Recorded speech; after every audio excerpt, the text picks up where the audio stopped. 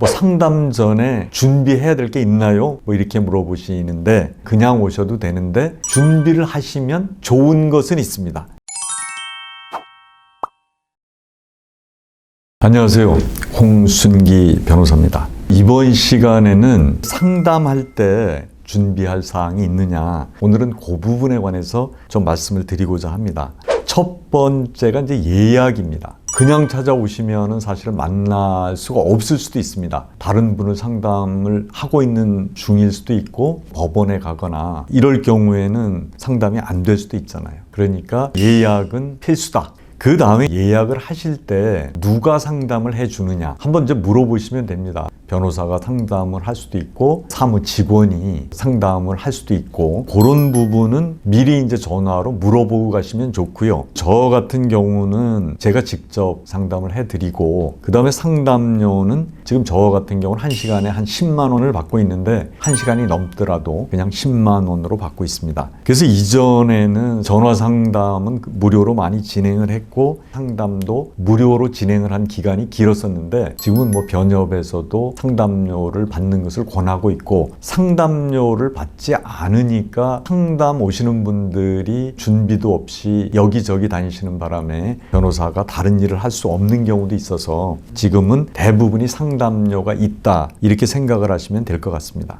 이 상담을 할 때 참 이제 안타까운 것 중에 하나는 예약을 하시고 나서 안 오시는 분들이 있습니다. 연락도 안 주고 안 오시면 다른 예약을 하실 분들이 예약을 하실 수가 없잖아요. 미리 전화를 주시면 이 변호사 사무실에서는 굉장히 도움이 될 것 같습니다. 이 상속 사건에 관해서 좀 특별한 건데 상담이 한 번에 끝이 안 나는 경우가 상속은 많습니다. 처음엔 내가 이걸 모르고 있었는데 또 확인하다 보니까 다른 사실이 생겼다. 좀 이럴 때는 상담을 다시 해야 될 수가 있거든요. 그래서 이제 우리 사무실 같은 경우는 두 번째부터 오시는 분들은 상담료를 안 받습니다. 그거는 이제 같은 상담건이 계속이 되는 거니까 이제 그 부분에 대해서는 상담료 안 받고 그다음에 뭐 전화를 하시든지 그러면은 그 부분이 해결이 될 때까지 상담을 해드리고 있으니까 나머지 상담에 관한 부담은 없으실 걸로 그렇게 생각이 됩니다.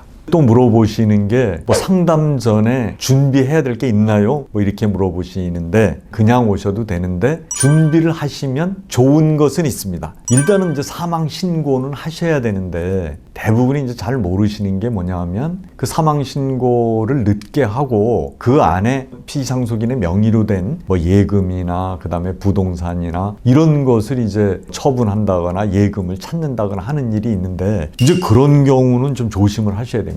상속인이 혼자거나 공동상속인들끼리 협의가 끝난 일이라면 그래도 되는데 생각이 다를 경우엔 그랬다가는 소송이 걸릴 수도 있고 형사사건으로 해서 이거는 절도다 내지는 횡령이다 뭐 이렇게 해서 공동상속인으로부터 공격을 받을 수도 있습니다. 그래서 이건 사망신고는 한 달 내로 일단 하시는 게 좋고요. 사망신고를 하시면서 요즘에 반드시 하셔야 될 게 안심상속 원스톱 서비스라는 정부에서 하는 서비스를 이용하셔야 되는데요. 피상속인의 경제 상황을 상속인들이 잘 알고 있다고 해도 거래 내역이나 거래처하고 관계 이런 걸 다 알 수가 없습니다. 피상속인의 금융재산 내역, 부동산의 내역, 채무가 있는지 보험이나 연금이나 뭐 세금 같은 게 미납이 된 게 있는지 이런 걸 알려면 일단 안심상속 원스톱 서비스 신청을 해 놓으시는 게 중요하고요. 그리고 나서 상담을 신청하시면 훨씬 좋습니다. 그 다음에 또 하나는 이게 유언이 있는지도 확인을 해야 됩니다. 유언이 있을 때는 이제 검인이라는 절차가 있고 검인 과정에서 공동상속인들끼리 다툼이 생기는 경우도 있는데 자필증서나 녹음유언 같은 경우는 검인이 반드시 필요한 거고 이 공정증서에 의한 유언 같으면 이제 그건 검인은 필요 없는데 일단 그런 유언이 있다. 그리고 이제 유언장 같은 걸 가지고 오시면 상담할 때 상당히 도움이 됩니다.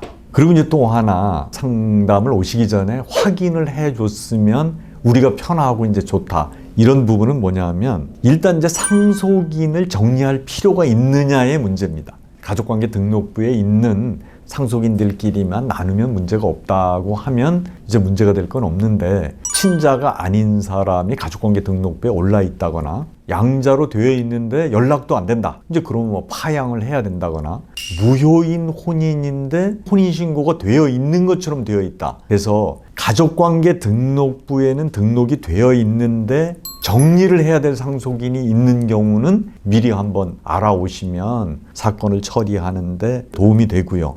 그 다음에 이제 상속재산에 관한 사항도 사실은 상속인들이 피상속인의 모든 재산관계라든가 뭐 채무라든가 이거 알기가 쉽진 않습니다. 그렇지만 이제 알 수 있는 대로 다른 상속인들한테 준 게 있는지, 상속인이 아닌 사람한테 준 게 있는지, 제3자를 수익자로 해서 유언을 하는 경우도 있습니다. 그런 게 있는지도 확인하셔야 되고요. 그 제3자한테 생전에 만약에 증여를 했다 그러면은 상속세에서도 그건 감안을 해야 되고, 또 하나는 뭐 1년 이내라 그러면 유류분 대상도 되는 거니까 그런 이제 상속 재산에 관한 사항도 좀 알고 계시면 좋고, 또 하나는 이제 이게 일자를 정확하게 아셔야 되는데, 사망 일자는 뭐 당연한 거지만 뭐 증여 일자라든가 상속권이 뭐 침해가 됐다, 침해 일자가 이제 어느 정도인지 이런 기본적인 사항을 확인하시고 오면 좋고, 만약에 그게 확인이 어렵든가 확인이 안 된다 그러면 그거는 재판하는 과정에서 확인이 가능합니다. 법원을 통하면 웬만한 자료는 지금 다 받을 수가 있거든요. 사실 상속인들 입장에서는 피상속인의 그 정보는 확인할 수 있는데 공동상속인들의 정보는 확인이 안 되니까 상속 사건을 진행하면서 법원을 통해서 확인을 하시면 됩니다. 그래서 결국 제가 지금 말씀드린 것은 준비를 안 하셔도 되는데, 준비가 가능하다면 이런 부분들은 미리 좀 알고 오시면 상담이나 사건의 진행에 도움이 된다, 이런 말씀을 드렸습니다. 이 영상이 유익하셨다면 구독, 좋아요 부탁드리겠습니다. 감사합니다.